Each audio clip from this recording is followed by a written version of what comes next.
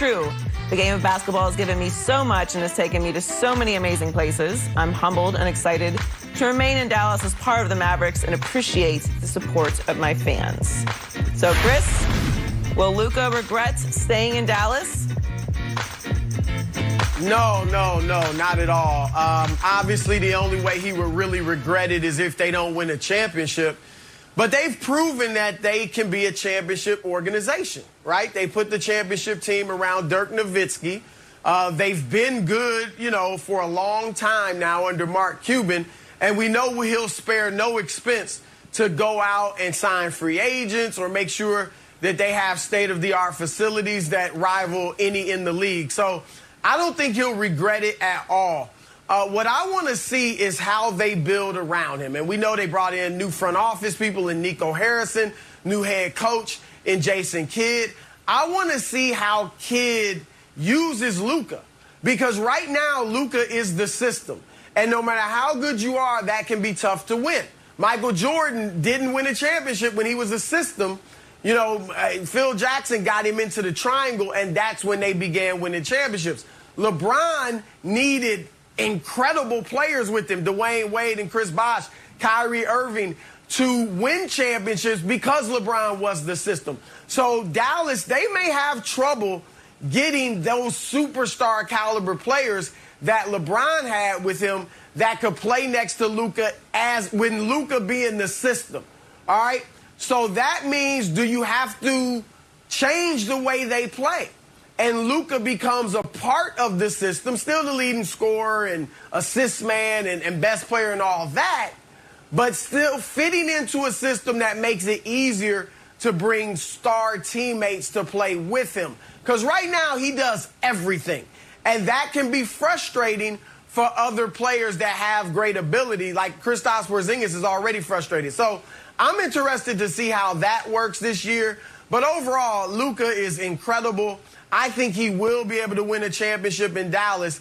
So, no, I don't think he'll regret this, Joy. Look, you're 22 years old regretting $207 million. We got to talk, okay? So I don't think he's going to regret staying in Dallas right now. If he stays there his entire career and doesn't win a championship, maybe. But this particular contract, he good. He'll be all right.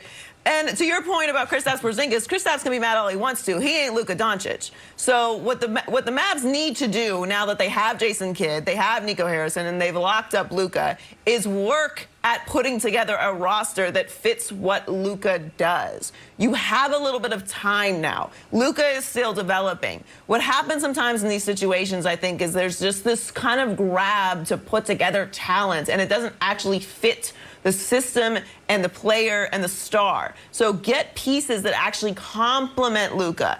We see a lot of this in Philadelphia. They keep trying to force this thing to work, and it's not working. Are you guys winning? Sure. Are you winning championships? No. So if that's what the standard is, then it's not working. So put together pieces that actually make sense, that complement each other. Luka is still a very young player. He's still a very young leader. So he's going to develop. His personality is going to grow, and he'll learn more about the game and how to be an actual winner at the highest level. So this is a process. I mean, we're talking about Giannis. Like, Giannis has been winning championships for years. Like, he just won his first championship. He's been in the league a long time. He's had a lot of accomplishments. He's a great player. It takes a lot of things to come together to win a championship. So we know that Dallas is capable, to your point, Chris, of putting together a championship team. So they have time now. They just signed Luka to this contract.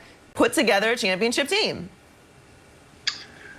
Okay, let me, you guys unloaded a lot here. And listen, I hear what you guys are saying. No, he will not regret being a Maverick for the obvious. I mean, I don't want to be Captain Obvious like y'all were. Y'all Captain Obvious, 207 reasons, million reasons. Not to me.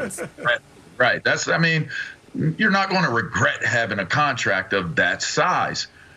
The regret may come in staying in a place where you don't bring in the players that will lead to you winning championships.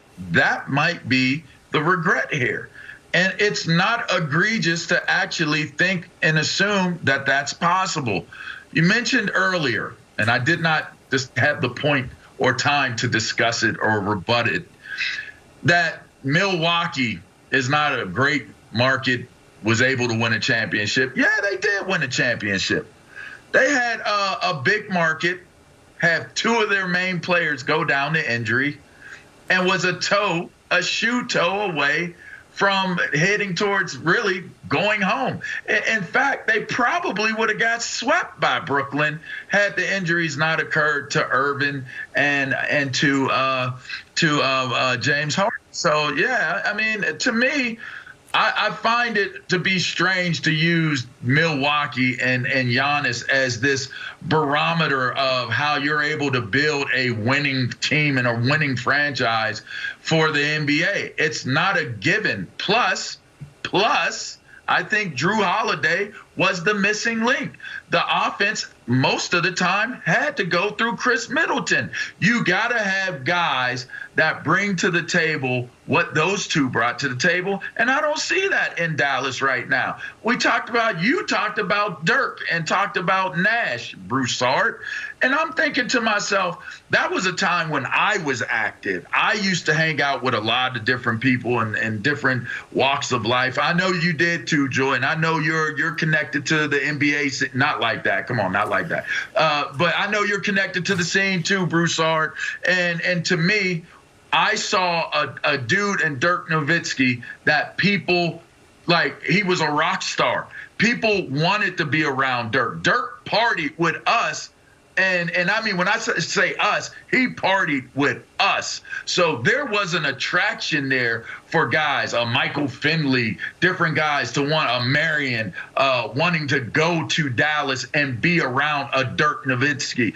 I think Luka is a young stud, but does he have that appeal to compare him to Dirk when that was the period of time where they were able to lure some high-end, high-profile guys around him to win it?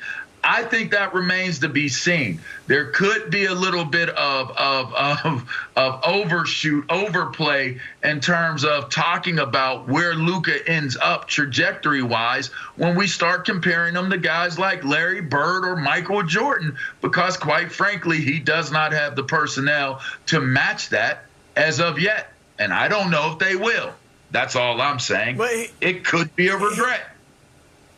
Here's the thing, LeVar. First of all, Dallas isn't Milwaukee. With all due respect to Milwaukee, Dallas is on another level. All right, it might not be New York City or Los Angeles or Chicago, but it's also not Milwaukee or Sacramento.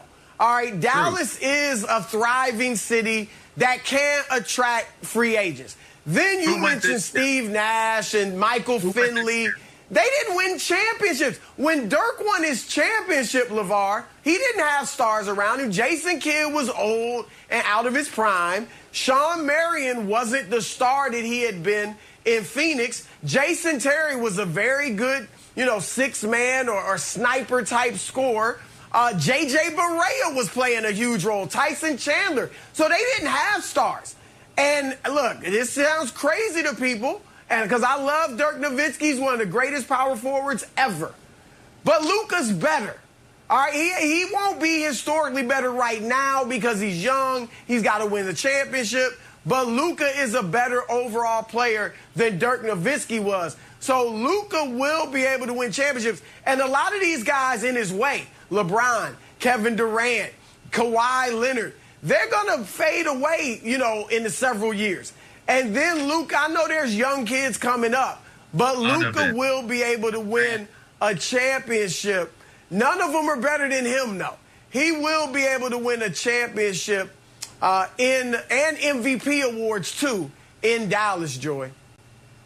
Yeah, he will. And to LeVar, your point about the injuries, there's always injuries. Injuries are part of the game. Can't play coulda, woulda, shoulda. Every single year we could go back through playoff runs and look at what team would have had what player, and Chris Paul, and James Harden, and Steph Curry, and Klay Thompson, and Kevin Durant, and Kawhi Leonard. Like, there's always an excuse and a reason why things happen along the path to a championship. That doesn't make what Giannis and the Bucks did any less valuable and important or a way to build a championship team. I agree with you about Drew Holiday and PJ Tucker. I think they were the additions that put them over the edge because you had Giannis and Chris Middleton there every single year. Giannis was a great player for years leading up to this championship run. But what Milwaukee did in building that team the way that they did and bringing in the players, to your point, Drew Holiday and PJ Tucker, to add to what they already felt was a championship roster is what put them over the edge. But you have to be a well-run organization to be able to make those moves in the first place. So if Dallas can do that, if Dallas